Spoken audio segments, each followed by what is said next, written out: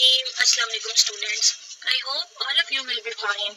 Today the topic that we are going to discuss is nuclear transmutation. Okay? Nuclear transmutation का क्या मतलब है, ये क्या फिनोमिना है, कैसा प्रोसेस है। तो अगर लास्ट लेक्चर में आपको रिमेंबर हो तो हमने डिस्कस किया था अबाउट रेडियो एक्टिव न्यूक्लियस के बारे में, रेडियो एक्टिव न्यूक्लाइड्स के बारे में डिस्कस किया था कि वो जब अनस्टेबल होते हैं तो उनमें से रेडिएशंस एमिट होती हैं, और जब रेडिएशंस एमिट होते हैं तो वो स्टेबिलिटी की तरफ जाने की कोशिश करते हैं अपने अंदर से रेडिएशंस को एमिट करके। तो ऐसे जितने भी एलिमेंट्स हैं वो सब रेडियो एक्टिव एलिमेंट्स हैं जो रेडिएशंस को एमिट करके स्टेबल होने की कोशिश करती हैं। तो ये न्यूक्लियर ट्रांसम्यूटेशन कैसा प्रोसेस है, ये ट्रांसम्यूटेशन का क्या मतलब है। तो ये भी हमारे पास एक प्रोसेस है, एक स्पॉन्टेनियस प्रोसेस है जिसमें हमारे पास एक पेरेंट अनस्टेबल न्यूक्लाइड जब चेंज हो जाता है मोर स्टेबल डॉटर न्यूक्लाइड में with the emission of radiation, it is called nuclear transmutation. It means कि हमारे पास एक अनस्टेबल रेडियो एक्टिव एलिमेंट है, अनस्टेबल पेरेंट न्यूक्लाइड है, अब यहाँ पे हम इसको पेरेंट न्यूक्लाइड कह देंगे। वो जब हमारे पास चेंज होता है मोर स्टेबल न्यूक्लाइड में, लेकिन कैसे, with the emission of radiation, radiation के एमिट होने से जब एक अनस्टेबल रेडियो एक्टिव न्यूक्लाइड जो है वो जब चेंज होता है स्टेबल में with the emission of radiation, then this process is known as nuclear transmutation. अब यहाँ पे जो unstable है हम उसे parent nuclide कह देते हैं और जो stable है उसे daughter कह देते हैं। सन भी कह सकते थे, लेकिन I don't know about the reason that why it is called daughter nuclide. So you have to remember that this is parent nuclide and this is daughter nuclide. जब एक parent nuclide जो है जो unstable है radiation की emission से stable हो जाता है, मतलब वो चेंज हो जाता है मोर स्टेबल डॉटर न्यूक्लाइड में, then this process is known as nuclear transmutation. अब यहाँ पे जो रेडिएशंस की बात हो रही है वो कौन सी रेडिएशन होगी, तो हमने लास्ट लेक्चर में ये डिस्कस किया था कि there are 3 type of radiation, alpha, beta and gamma radiations.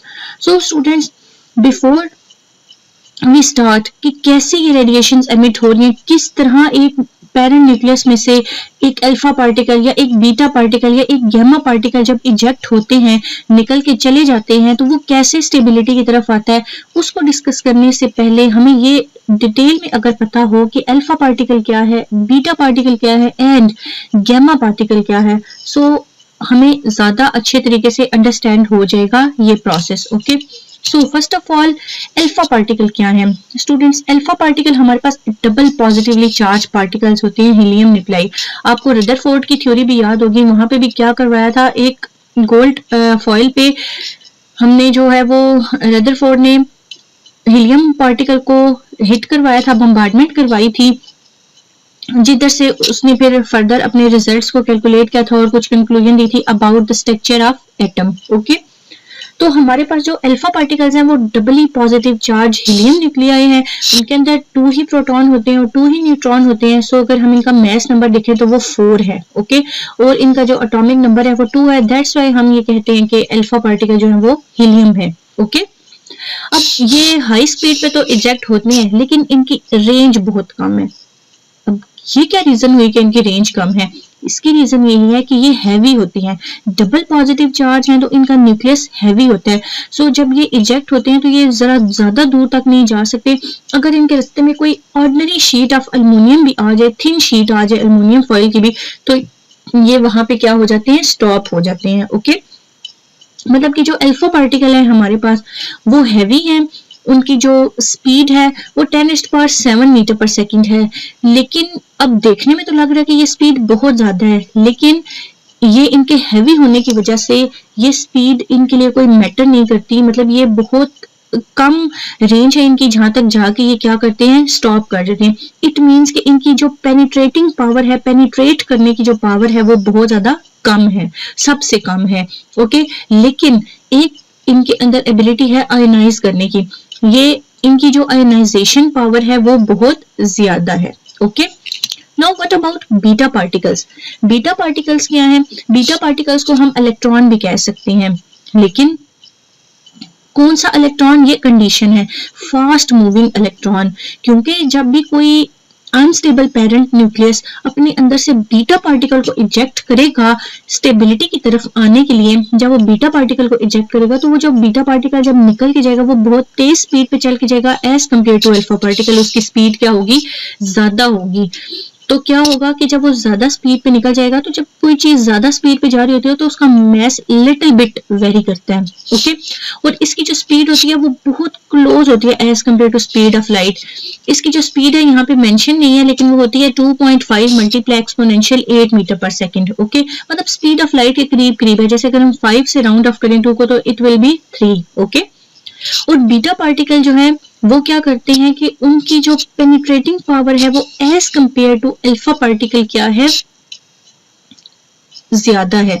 मतलब अल्फा पार्टिकल की तो पेनिट्रेटिंग पावर बहुत ज्यादा कम है, लेकिन बीटा पार्टिकल की as compare to alpha particle penetrating power थोड़ी सी ज्यादा है। लेकिन आयनाइजेशन एबिलिटी जो है वो इनकी वो क्या है, वो कम है as compare to alpha particle, okay. हम इनको जिस तरह मैंने आपको कहा कि अल्फा पार्टिकल क्या है, हीलियम है जिनका मैस नंबर 4 और एटॉमिक नंबर 2 है। यहाँ पे हम अगर बीटा पार्टिकल की बात करें तो बीटा पार्टिकल को हम कह सकते हैं fast moving electron, okay. Now what about gamma rays? Gamma rays क्या है? ये हमारे पास ऐसी रेडिएशन है जिनकी वेवलेंथ बहुत ज्यादा शॉर्ट होती है, लेकिन इनकी जो वेवलेंथ है और एनर्जी है वो भी वेरी करती है। और गैमा रेज में पेनिट्रेटिंग पावर सबसे ज्यादा होती है क्योंकि वो लाइट होती हैं as compare to alpha and beta. Gamma rays जो है वो लाइट होती हैं बहुत ज्यादा, इसलिए ये बहुत दूर तक जा सकती हैं और इनकी पेनिट्रेटिंग पावर बहुत ज्यादा है। लेकिन फिर इनकी जो आयनाइजेशन एबिलिटी है वो बहुत ज्यादा कम है as compare to alpha and beta particle, okay. So students, this is a short introduction about alpha, beta and gamma rays so you can understand them properly, okay.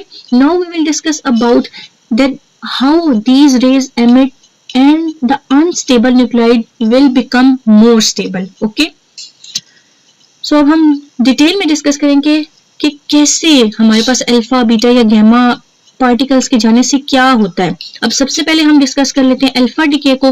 Alpha decay का क्या मतलब है? इट मींस कि जब हमारे पास alpha particle emit होगा किसी parent nuclide में से, तो किस तरह वो स्टेबल डॉटर न्यूक्लाइड में जा रहा है और एनर्जी भी क्या हो रही है, साथ एमिट हो रही है। क्योंकि हमने आइंस्टाइन की थ्योरी भी पढ़ी थी मैस एनर्जी की, कि मैस एनर्जी में कन्वर्ट होता है और एनर्जी मैस में कन्वर्ट हो सकती है, ओके। सो यहाँ पे अब आपको ये नेम याद रखने की जरूरत नहीं है, आप एक्स और वाई याद रखें। एक्स यहाँ पे रिप्रेजेंट कर रहा है पेरेंट न्यूक्लाइड को और वाई रिप्रेजेंट कर रहा है डॉटर न्यूक्लाइड को। आपको ये रेडियम और रेडॉन को याद करने की जरूरत नहीं है। अगर याद हो जाए तो वेल एंड गुड, नहीं हो रहा तो आपको एक्स और वाई के बारे में पता होना चाहिए, ओके। अब एक्स हमारे पास यहाँ पे रिप्रेजेंट कर रहा है पेरेंट न्यूक्लाइड को, A is its mass number and Z is atomic number. तो अब हमने जब अल्फा डिके की बात करी, जब अल्फा पार्टिकल ने इसमें से निकलना है, अब वो निकल के तो चला गया, हीलियम है। अल्फा पार्टिकल को हम क्या कहते हैं, हीलियम, जिसका मैस नंबर 4 है और एटॉमिक नंबर 2 है। अब निकल के जाने से इस पेरेंट न्यूक्लाइड पे कुछ तो इफेक्ट होगा, ये स्टेबिलिटी की तरफ जाएगा। तो यहाँ पे जो डॉटर न्यूक्लाइड है जिसको हमने वाई से रिप्रेजेंट किया, क्या कमी क्या हुआ उसके अंदर, मतलब ये यहाँ पे एक्स जो है वो चेंज हुआ वाई में। ऐसा नहीं है कि पूरा का पूरा वाई उसमें से निकल के चला गया, हीलियम गया और एक्स किस में कन्वर्ट हो गया, वाई में। पेरेंट किस में कन्वर्ट हुआ, डॉटर में। तो ए में से जब हमारे पास देखिए हीलियम का मैस नंबर 4 है, इट मींस कि इसके मैस नंबर रिड्यूस हुआ है by 4 and its atomic number reduces by 2। क्योंकि हीलियम का एटॉमिक नंबर 2 है, देखें Z-2 एंड मैस नंबर 4 है A-4। इट मींस कि हमारे पास जब अल्फा डिके होगा तो प्रोटॉन नंबर और जो एटॉमिक नंबर Z है वो रिड्यूस होगा by the factor 2 and its mass number, और you can say that the nucleon number A decreases by, okay. So this is alpha decay. अब आपने यही याद रखना है कि अल्फा डिके जहां पे भी होगा इट मींस कि हीलियम पार्टिकल उसमें से एमिट हो गया है। तो उसके क्या फर्क पड़ेगा, जैसे अब यहाँ पे आपको यहाँ पे तो ए और जेड से रिप्रेजेंट किया, this is the general equation. अगर आप एग्जांपल को देखना तो रेडियम में 226 एंड 88। अब यहाँ पे जब इसमें से 4 को माइनस किया तो 222 एंड यहाँ पे 88 में से हमने 2 को माइनस किया तो 86। ये बात आपने याद रखनी है कि इक्वेशन के दोनों साइड पे mess number and atomic number should be same. अगर ये सेम नहीं है इट मींस के वो इक्वेशन आपकी रॉन्ग है, ओके। एंड अल्फा डिके हुआ और साथ हमारे पास क्या एमिट हुई, energy. Now we will discuss about beta decay. Beta decay में क्या होता है, मैंने आपको बताया कि बीटा क्या है, it is like a electron, ये एक फास्ट मूविंग इलेक्ट्रॉन है। ओके, सो जब हमारे पास यहाँ पे आप पैरेंट न्यूक्लियोटाइड को Z से रिप्रेजेंट किया, आप अगेन X से रिप्रेजेंट कर सकते हैं, कोई फर्क नहीं पड़ता कि हम Z से रिप्रेजेंट करें या X से रिप्रेजेंट करें। ओके, अब यहाँ पे पैरेंट न्यूक्लियोटाइड है, again A is its mass number and Z is it's atomic number. Okay, अब जब हमारे पास यहाँ पे जो डॉटर न्यूक्लियोटाइड है, जब इसमें से बीटा पार्टिकल निकलेगा, जिसको हमने यहाँ पे E से इलेक्ट्रॉन से रिप्रेजेंट किया, आप यहाँ पे बीटा भी लिख सकते हैं। ओके, जब हमने इसमें से एक इलेक्ट्रॉन किया, अब इलेक्ट्रॉन का आपको पता है कि एटॉमिक नंबर यहाँ पे इलेक्ट्रॉन का जो है उसको हमने किससे रिप्रेजेंट किया, -1 से, और इसका मास नंबर 0 है। वैसे इलेक्ट्रॉन का मास नियरली 0 होता है, क्योंकि ये बहुत लंबी वैल्यू है इसकी, इसका जो मास नंबर है वो नियरली हम इसको 0 के इक्वल पुट करते हैं,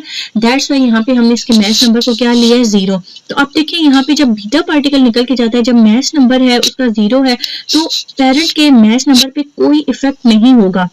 लेकिन अब यहाँ पे एटॉमिक नंबर पे क्या इफेक्ट पड़ रहा है, अब एटॉमिक नंबर पे जो इफेक्ट पड़ रहा है, देखिए यहाँ से -1 गया, तो हमने इक्वेशन के दोनों तरफ बैलेंस करना होता है। बैलेंस करने के लिए यहाँ पे हमने क्या पुट किया, +1, मतलब कि Z में से अगर माइनस गया और ब्रैकेट में आप लिखे -1, then minus equal to plus, यानी कि यहाँ पे हमारे पास क्या होता है कि जब भी बीटा डिके होता है तो जो हमारा एटॉमिक नंबर होता है उस पैरेंट न्यूक्लियोटाइड का, वो इंक्रीज हो जाता है जब वो कन्वर्ट होता है डॉटर न्यूक्लियोटाइड में। अब यहाँ पे आप अगर जनरल इक्वेशन से ज्यादा अगर आप एग्जांपल को देखें तो यू कैन अंडरस्टैंड इट कि हमारे पास एक कार्बन है, उसका मास नंबर 14 है एंड एटॉमिक नंबर 6 है। जब उसमें से एक बीटा पार्टिकल इजेक्ट हुआ तो क्या हुआ, हमने दोनों तरफ इक्वेशन को क्या करना है, बैलेंस करना है। यहाँ पे हमारे पास 7 आता है, ये यहाँ पे थोड़ी सी आपकी बुक में या आपने करेक्शन करनी है, यहाँ पे लिटिल बिट मिस्टेक है, क्योंकि देखिए यहाँ पे 6 है तो यहाँ पे भी 6 होना चाहिए। तो यहाँ पे अगर 7 होगा तो 7 - 1 इक्वल टू 6, मतलब दोनों साइड पे हमारे पास क्या होना चाहिए, इक्वेशन में मैंने आपको बताया था कि atomic number and mass number should be same. Okay, अब अगर आप यहाँ पे देखें तो उन्होंने ये मेंशन किया है कि बीटा डिके में parent nucleotide has its proton number Z increased by 1, proton number बढ़ जाता है, एटॉमिक नंबर बढ़ता है, जबकि मास नंबर पे कोई फर्क नहीं पड़ता, क्योंकि बीटा पार्टिकल फास्ट मूविंग जो इलेक्ट्रॉन है उनका मास होता है वो नियरली क्या होता है, 0 होता है। Okay, now we will discuss about gamma decay. Gamma decay का क्या मतलब है, अब गैमा जो है उनके ऊपर कोई गैमा पार्टिकल्स पे कोई चार्ज नहीं होता, ये न्यूट्रल होती हैं। जैसे हमारे पास इलेक्ट्रॉन है उस पे नेगेटिव चार्ज, प्रोटॉन पे positive charge and neutron has no charge. Same like this हमारे पास ये जो 3 टाइप के रेडिएशंस हैं, alpha particle, beta particle and gamma rays. आप अल्फा रेडिएशन, बीटा रेडिएशन भी कह सके, alpha particle, beta particle and gamma rays. ये भी हमारे पास अल्फा पे हमारे पास पॉजिटिव चार्ज है, जैसे मैंने आपको बताया कि वो डबली हीलियम पॉजिटिव चार्ज है, डबल पॉजिटिव चार्ज है उस पे। फिर बीटा जो है उसको हम एक फास्ट मूविंग इलेक्ट्रॉन कहते हैं, और जो गैमा है इट इज न्यूट्रल। लेकिन न्यूट्रल जो है वो हमारे पास गैमा रेज क्या होता है कि ये हमारे पास यूजुअली अकेले एमिट नहीं होती, इनके साथ या तो कोई अल्फा पार्टिकल एमिट हो जाते हैं या तो कोई बीटा पार्टिकल एमिट हो जाता है। लेकिन गैमा रेज का एमिट होना भी जरूरी है ताकि हमारे पास जो पैरेंट न्यूक्लियोटाइड है वो मोर स्टेबल डॉटर न्यूक्लियोटाइड पे जाए। अब यहाँ पे हमने पेरेंट को शो किया है XAZ, again A mass number, Z atomic number, और ये स्टार से रिप्रेजेंट किया कि ये पैरेंट न्यूक्लियोटाइड है। जब उसमें से गैमा रेज इजेक्ट हुई तो वो किस में कन्वर्ट हो गया, डॉटर न्यूक्लियोटाइड में कन्वर्ट हो गया। लेकिन ना मास नंबर पे कोई फर्क पड़ा, ना ही एटॉमिक नंबर पे कोई फर्क पड़ा। ओके, अब यहाँ पे अगेन आपकी जो ये टेक्स्ट बुक है लिटिल बिट वहां पे मिस्टेक है, यहाँ पे आपने अगेन A लिखना है, यहाँ पे अगेन आपने Z लिखना है। ओके, अगर आप ये फिगर में देखें, सॉरी एग्जाम्पल को अगर आप देखें तो एग्जाम्पल में क्या है, ये कोबाल्ट है जिसका एटॉमिक मास 60 है, एटॉमिक नंबर क्या है 27 है। तो ये जब कन्वर्ट हुआ डॉटर न्यूक्लियोटाइड में तो कोई फर्क नहीं पड़ा, इसके मास नंबर पे कोई फर्क नहीं पड़ा, इसके किस पे, एटॉमिक नंबर पे। साथ हमारे पास गैमा रेज निकल गई और साथ एनर्जी भी क्या हुई, इजेक्ट हुई। अब उन्होंने आपको क्लियर कट बता दिया कि gamma rays are usually emitted along with either an alpha और अ बीटा पार्टिकल। ये जो गैमा रेज है हमारे पास या तो अल्फा के साथ या तो बीटा पार्टिकल के साथ क्या होती हैं, एमिट होती हैं। अब ऐसा नहीं है कि इनके ऊपर अगर कोई मैथ्स नंबर में भी चेंज नहीं आ रहा, एटॉमिक नंबर में भी चेंज नहीं आ रहा, तो कैसे कन्वर्ट हो गया पैरेंट न्यूक्लियोइड डॉटर में? तो ऐसा कुछ भी नहीं है। ये तीनों तरह की जो रेज हैं, ये तीनों तरह की रेज की अपनी अपनी प्रॉपर्टीज हैं, जिसके अकॉर्डिंग हमारे पास जो पेरेंट न्यूक्लियोइड है वो कन्वर्ट हो जाता है डॉटर न्यूक्लियोइड में।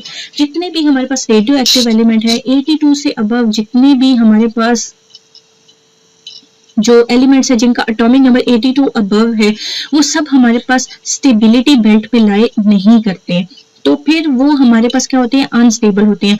पर वो अपने आप को स्टेबिलिटी की तरफ लाने के लिए क्या करते हैं, रेडिएशंस को अपने अंदर से एमिट करते हैं। Okay, now I hope you got it. This is all about the topic nuclear transmutation, students. And if you have any query, you can ask me anytime. Okay? Thank you. Stay safe and Allah Hafiz.